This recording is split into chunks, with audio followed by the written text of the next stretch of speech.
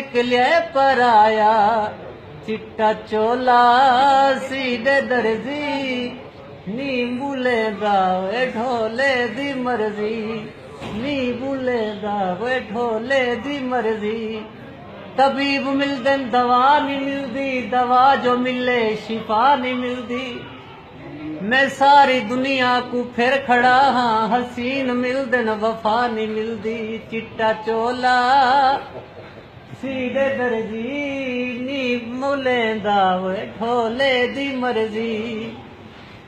चिट्टा चोला ते गोल घेरा वे रुसिया वे नयो पीछे कौन मेरा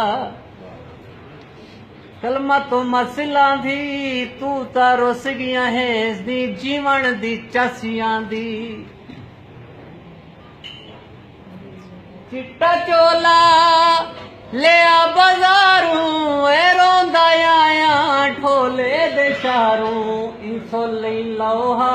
मैं रोटी खावा हा मैं को बचाओ हा अल्लाह दी मर्जी अल्लाह वास्ते मैं इंसोली लो में ढाना।